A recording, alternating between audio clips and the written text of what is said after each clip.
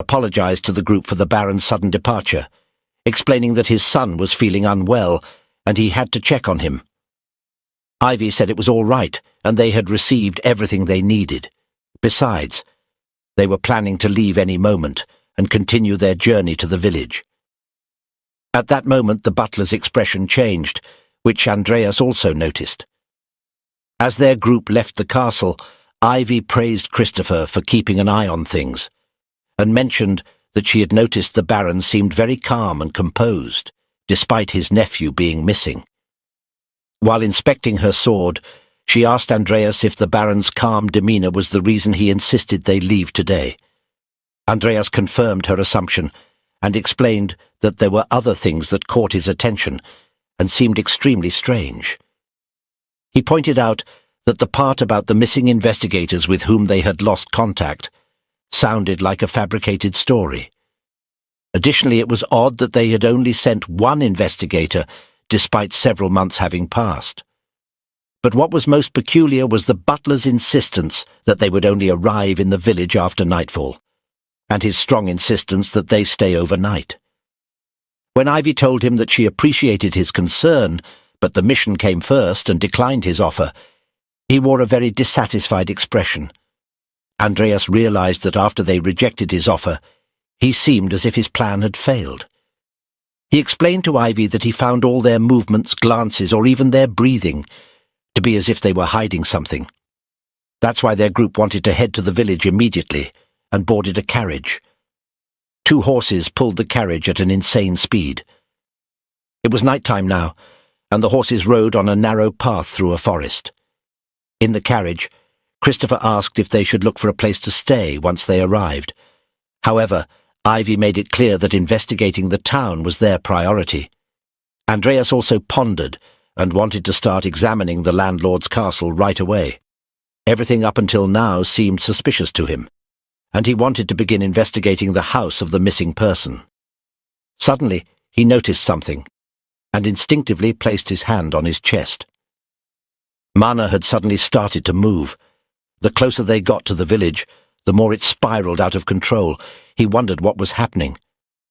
All of a sudden, the whole group realized that something was wrong, and the carriage was speeding up. Hazar asked the carriage driver what was going on. However, Christopher reacted quicker and told him to move. He opened the window and looked outside to see what was happening and why they were suddenly accelerating. But when he saw what was happening, he couldn't believe his eyes. The coachman, acting like a madman, whipped the horses uncontrollably, causing them to run as fast as possible in a frenzy. The carriage kept accelerating. Christopher informed his comrades that something was wrong with the coachman. Ivy tried to analyze the situation and then kicked open the carriage door, which fell to the ground outside. She looked outside but realized it was too late, and they were about to collide with something any moment now. She told her group to prepare for impact immediately. She explained that they were about to crash into the village gate, and everyone tried to brace themselves as best as they could for the impact. They crashed through the village gate at insane speed, and the carriage flipped over and slid further into the town, where people seemed to still be on the streets. The coachman slid along the ground and came to a stop amidst dancing bare feet everywhere. The people were dancing, completely oblivious to the group that had just crashed through their village gate. Hypnotized and possessed, all the residents danced under the blue moons. Their group had survived the impact relatively well, and was in the process of climbing out of the carriage. They looked at the dancing individuals with confusion. Christopher asked Andreas what was going on. As a mage, he should know what had happened to the town's residents. Andreas realized that this had to be a bigger issue than just a mana anomaly. He knew that the fact that mana was reacting to the mana in the environment was due to the presence of dark magic. Suddenly, one of the dancing children ran towards the group in a frenzy, but Vivian immediately pinned them down. Their group was curious and wanted to examine the child more closely. Vivian realized that the power emanating from the child was not that of a normal child, as she had to exert quite a bit of effort to keep the child pinned down.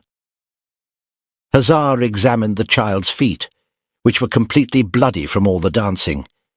They concluded that it must be a curse, Hazar posed the question of whether there could be a connection between their mission and the curse.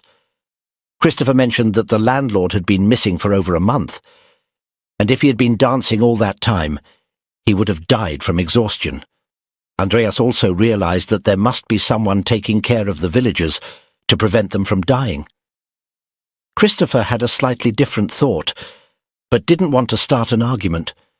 Ivy realized that they might have been drawn into something very dangerous and problematic. Andreas knew that he wouldn't die here within the framework of the game. Furthermore, he considered that if they had followed the butler's suggestion, the Baron might have covered everything up. But since they had rushed straight to the village, the situation had changed, and they were thrust into a dangerous situation. The manner that Andreas felt was at the same level as that of his master, Sharon. However, what surprised him was the radius, which was much larger than expected. Suddenly an idea struck Andreas as to why the user might have such a large radius, and he considered the possibility of it being an artifact that enhanced their magic. Christopher noticed that Andreas was lost in thought and asked him what he was thinking about. Andreas said that they had too many clues to follow, and it would be best to start investigating the landlord's house for information. He believed that in such a situation, information was crucial. The group made their way to the landlord's house and found a few burning corpses outside. Ivy kicked the door in with a powerful kick, and they stormed into the house, preparing for an attack immediately. They looked around and saw many bodies lying on the floor in the entrance hall. Men and women lay dead on the ground. Christopher noticed something and realized that the clothing of some of the individuals matched that of the investigation team. He also noticed that they must have been dead for a while. Andreas told the others that they might not be able to handle this on their own. Ivy wanted to know exactly what he meant by that. Andreas explained to the others that based on everything he had seen, he believed this to be the work of a black mage. Ivy wanted to know more specifically how he came to that conclusion. He explained to Ivy and the others that he believed a black mage would influence and amplify people's emotions to draw magic from them. Ivy added that the main power of black magic was derived from emotions. Therefore, she also realized that the landlord was probably already dead. Andreas agreed, saying that it was very likely since he must have hindered the black mage's plans. Christopher then asked if the burning bodies outside the mansion were part of a black magic ritual. Andreas replied that this could be a possibility. Ivy said that they would know the truth once they apprehended the culprits. She didn't want to give up for now, and suggested searching the entire estate. Andreas and the others started turning the whole building upside down. They took candle holders and went through the corridors, searching every corner of the house. However, in the end they found nothing, not even the landlord's body. Meanwhile, Vivian looked out the window and told Hazar that he should take a look as well. He turned around to see what she meant. Andreas also looked outside and noticed that all the villagers were making their way towards the building. He looked very dismayed, but realized that the perpetrator was finally making a move. The group wondered what they should do next, as the first zombies were already looking up and had noticed them. Andreas also noticed this. Hazar asked Ivy what they should do now, and wanted to hear her opinion as the supervisor. She said that they should abandon the investigation of the building and escape. She also assigned Hazar the task of finding an escape route that would get them out of the building unharmed. Hazar rushed off immediately and got to work. He ran quickly to the end of the corridor, but then realized that something was wrong. The zombies were already storming the building, running up the stairs to the second floor and overpowering Hazar. He was even touched by a few zombies. Christopher rushed forward to help his new friend and pushed aside the attacking zombies in the front row. He drew his sword and ordered the others to protect Andreas since he was the mage of the group. He turned around and said that he would take care of the front line, at which point the zombies swelled slightly as it brightened in front of him, and he reflexively turned back around. The zombies exploded, killing him. Andreas got some blood splattered on his face in the process. Christopher flew across the corridor and landed on the floor due to the explosion. Suddenly, Andreas was completely shocked and unable to move when he saw Christopher dead on the ground. He recognized him as one of his former soldier friends. He fell to the ground and gasped for air while Hazar picked up Christopher. Ivy tried to make Andreas understand that more zombies were coming, and they needed to leave now, or it would be too late. However, Andreas couldn't react, and had become unconscious. So Ivy also lifted him onto her shoulders and ordered Vivian to destroy the window without hesitation. Vivian kicked in the window and Ivy and the others jumped out, landing with a powerful impact on the ground, carrying Andreas and Christopher on their shoulders. They quickly ran away. While running, Andreas regained consciousness and realized that he was having flashbacks of his last mission. He raised his hand and gathered magic in it. Then he cast the spell Grease on the ground, causing the zombies to fall. He followed it up with his second spell, Birth Shield, to further hinder them. Ivy, however, didn't like this, and asked him if he thought he had to fight alone. She continued to tell him not to exhaust all his mana, and asked if he could locate the Black Mage by tracing his magic. As they ran and looked for a hiding spot, he told her that he could do that. Andreas knew that the mage wasn't exactly hiding his magic, making it easy to track him down. He closed his eyes and cast the spell Mana Detect, allowing him to see through the zombies through the town until he found a small building within the city where he ultimately located him. He opened his eyes and told Ivy that the Black Mage was in a house that was at 9 o'clock from their position and about 100 meters away. She praised him and immediately changed direction, making her way towards the building where the Black Mage was. She was so fast that the others couldn't keep up. Unfortunately, she was moving so quickly that she didn't even notice the request to slow down. Running at maximum speed, she reached the building Andreas had described. However, the Black Mage was already waiting and had anticipated their arrival. Despite the tension and calmness, the mage remained undisturbed when Andreas and Ivy arrived at the house. Ivy wasted no time and promptly kicked the door open. Andreas couldn't help but wonder if they had to kick down every door they encountered. Ivy realized they were likely correct, and that the Black Mage might be hiding somewhere inside. She cautiously entered the room, as Andreas attempted to enter the room shortly after her. He noticed a red magical barrier between him and Ivy. Both of them realized it was a trap, and that the Black Mage had outsmarted them. Ivy focused solely on the barrier in front of her, and failed to realize she wasn't alone in the building. Suddenly she heard a voice and turned around. A zombie girl, almost completely wrapped in bandages and bleeding, said she was in great pain and then screamed, shocking and paralyzing Ivy. Andreas tried to open the barrier but realized it was beyond his power. Suddenly he heard a voice that told him how pathetic he was and repeated insulting words. He looked up and noticed that the barrier extended throughout the entire city and formed a second barrier outside it. Andreas couldn't believe what he was seeing, and stared incredulously at the spectacle above, unable to take his eyes off it. He heard a voice telling him that everything was happening by God's command, and that he should bow before the name Sloth. Andreas recognized the name Sloth, and couldn't believe he would hear that name here and now. The game he was in was called Great Sin, or Picada, in Latin. The story began when Sloth separated the 7 deadly sins from the main body, the Codex of the Apocalypse. If one could collect them all, they could summon the final boss. These items were crucial in the game to advance the story. As Andreas thought about these things, the zombies around him attacked him, but before they could grab him, he managed to dodge them with a powerful leap. During his evasion maneuver, he wondered why he would hear the name Sloth on the outskirts of the land, in a place that didn't even appear in the main quest. He fought off more attacking zombies, and realized that he would never last long enough alone to make it out of here alive. Managing to get past the zombies, he ran to his other teammates. The others were also fighting against the zombies who attacked them without regard for their own lives. Vivian was in a complete rage mode, attacking any zombie she saw, even with just a glimpse. She knew only one thing in that moment, driven by pure bloodlust. Hazar stood beside Christopher's lifeless body, allowing her to kill the zombies as she pleased. Andreas then encountered the group and asked Hazar what had happened to Vivian. Hazar was surprised to see Andreas and relieved that he was safe. He explained that he hadn't seen them until now.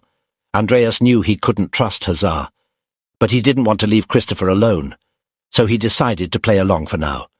He told Hazar that Ivy was trapped in a barrier. Hazar asked what they should do next. Once again, Andreas heard the voice of the Black Mage, telling them that they were pathetic and that they were currently killing innocent villagers. Hazar also heard the voice and turned around frantically. Andreas explained to him that it was most likely the voice of the Black Mage. He also told him that the mage might be near Ivy. Hazar, concerned for Ivy's safety, wanted to go to her aid and left Christopher and Vivian with Andreas. Andreas thought that Hazar was far too obvious in trying to unload his useless teammates on him, but decided it was better than being betrayed by him. He instinctively looked at Vivian, who was still in a complete rage mode, destroying half the town. Andreas knew this wasn't good, and that the Black Mage would further intensify her anger and draw additional energy from it. He also knew that he would meet the same fate as his comrades if he made a wrong move. Suddenly 3 zombies rushed toward Vivian. Andreas thought it would be impossible for her to dodge this attack. However, Vivian counterattacked, astonishing Andreas with what he saw. Not only did she manage to dodge, but she also struck back directly. Suddenly, he heard a voice. He looked next to him on the rooftop and recognized the Black Mage sitting there. The mage asked Andreas what would happen now, that the only one who wasn't injured or captured had escaped.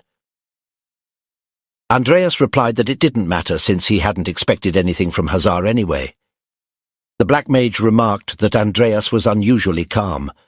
Andreas said he had already anticipated his presence, as it was now time for the main boss to appear.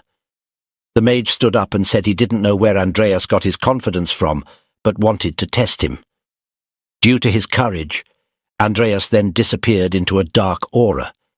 He quickly realized that he had made a mistake and had been careless for a moment. He found himself in a kind of galactic cosmos. Andreas widened his eyes and then dissolved. He wondered what was happening all of a sudden. When he opened his eyes again, he saw his hands wearing military gloves.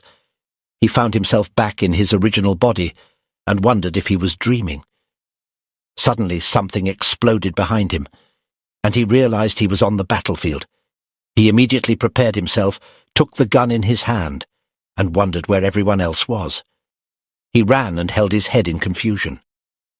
Suddenly he stopped and looked ahead in bewilderment. He saw a burning person on the other side of the battlefield. The burning person called Andreas's real name Makoto and told him to run. Andreas recognized that it was Shohei, one of his former comrades. Without hesitation, he ran across the battlefield toward him, but Shohei was already dead and fell into his arms.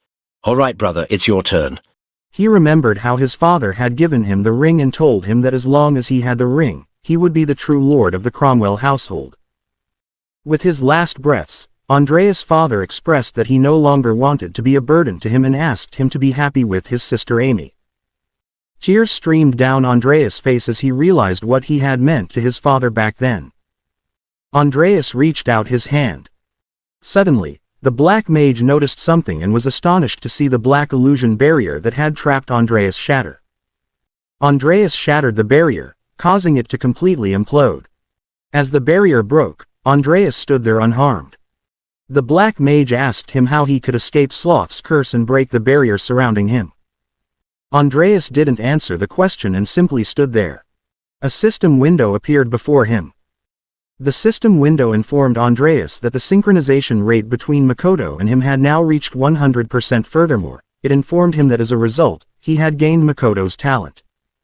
Combat exceptional. Andreas explained that Sloth's Curse was nothing more than a game that simulated a person's daydreams. He also said that the wizard who had cursed him didn't truly possess the ability to harness his full potential. The Black Mage could hardly believe what he was hearing and grew angry. He immediately prepared a new spell and launched a kind of black spear at Andreas. Andreas managed to dodge it and asked the mage what he planned to do now that he knew the curse wouldn't affect him. This only made the mage angrier. Filled with rage, he cast another spear and attacked Andreas again, telling him to shut up. But once again, Andreas evaded and leapt to the side. He realized that the mage wasn't strong but couldn't end it without his necromancy. He halted his evasive maneuver and looked left and right. He surveyed his surroundings and saw that no one was watching him. Then he looked back at the mage, who jumped down from the roof. The mage asked Andreas who he was. Andreas told him that he would show him and began to use his necromancy ability. When the mage saw Andreas utilizing his ability, he was greatly surprised. The system informed Andreas that 23 corpses had been found, but due to his low level, he was only capable of summoning 9. A turquoise mist rose from the corpses, and skeletons emerged from it. The Black Mage was shocked to discover that Andreas was a necromancer and wondered if he belonged to the Black Mage Assembly and if they knew about Sloth and the artifact. Andreas deduced from the mage's reaction that there was indeed a Black Mage Assembly and that he mistakenly believed Andreas to be a member of that assembly. He wanted to take advantage of this misunderstanding. The system window informed him that he had summoned 7 regular skeletons and 2 skeleton warriors. Andreas told the mage that he had been tasked by the assembly to retrieve Sloth's pages. The Black Mage was puzzled that someone so weak with only a few skeletons had been assigned such a task. He cast a few black energy spheres. However, the skeletons wasted no time and immediately attacked the mage. He hurled the magical black energy spheres at the advancing skeletons and asked Andreas if he really believed he could oppose the power of Sloth with just those few skeletons. The spheres completely destroyed the skeletons and continued flying toward Andreas. He managed to summon an earth shield at the last moment and blocked the attack. The mage told Andreas to stop pretending and cast his dark spear once again. Andreas reached his hand backward and summoned his companion, Nickel. The mage hurled his spear towards Andreas, claiming that these skeletons were nothing more than a few small flies. However, Nickel had already entered through the portal and prepared to assist his master. He rushed forward and sliced through the spear flying towards Andreas. This astonished the mage, who couldn't believe that Nickel had simply cut through his attack. He was completely bewildered and somewhat fearful. The mage then conjured a small cube in his hand, which surprised him. A large hand attacked Nickel, but they managed to block the attack with some effort. The Black Mage's cube split into many small pages, and Andreas recognized them as the pages of Sloth.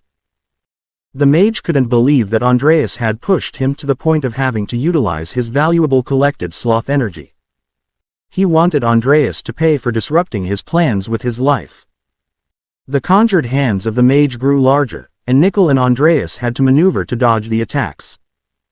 Andreas knew that he could keep up with this speed and that Nickel could withstand the attacks. The assaults continued to rain down on them. The mage screamed for them to finally die. Andreas realized that the attacks were getting faster, and he also recognized that the mage was struggling to control his power and hadn't yet fully mastered the strength of Sloth. He decided to go for his blind spot and attack him there. He fought his way behind Nickel and shared his plan with him. Then came a powerful attack from the Black Mage, raising a cloud of dust. The controlled hands took a brief pause, allowing the dust to settle. When the dust cleared, the mage saw Andreas still standing and had to admit that he was quite resilient. Andreas was out of breath and said that Nickel was just a skeleton he had created, giving the impression that the mage had succeeded in destroying him.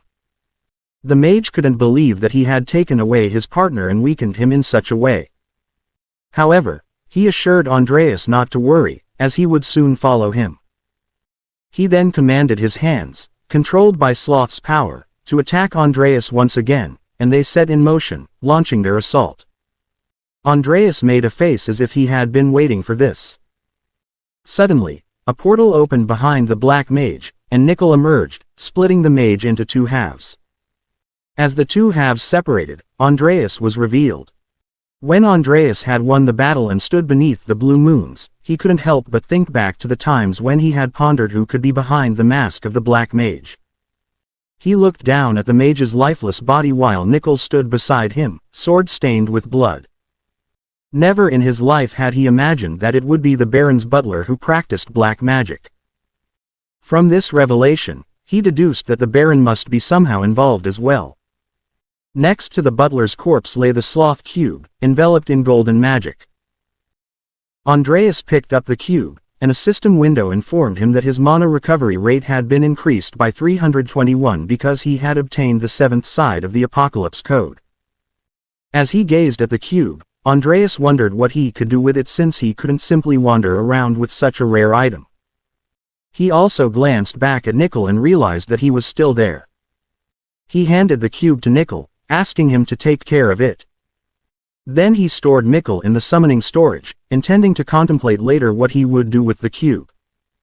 Andreas looked to his left and saw the same barrier that currently surrounded him, wondering why it was still there even though the Black Mage had long been defeated.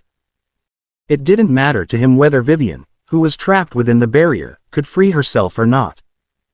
However, he pondered how he would explain to the others how he managed to escape the barrier and defeat the mage.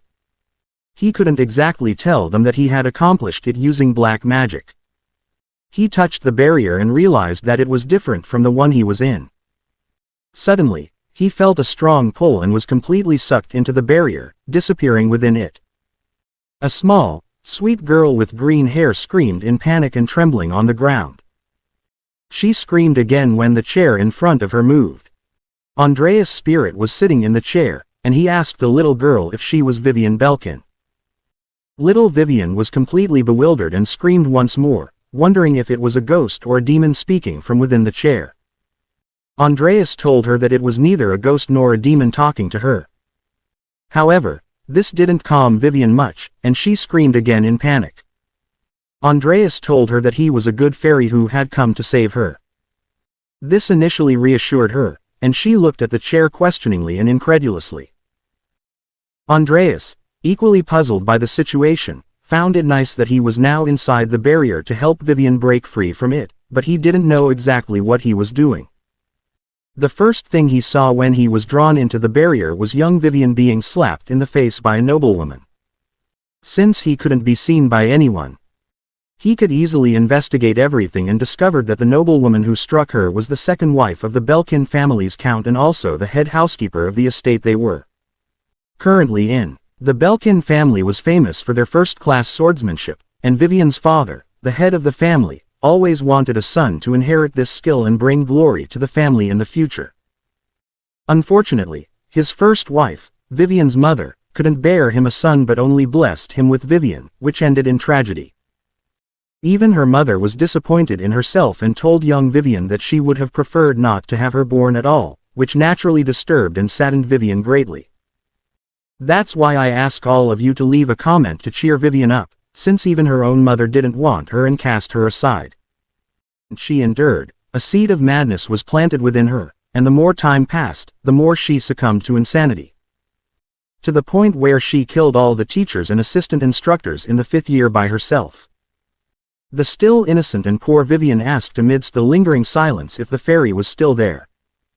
Andreas couldn't take away her memories of the past but wanted to extend a helping hand to help her overcome the abuse.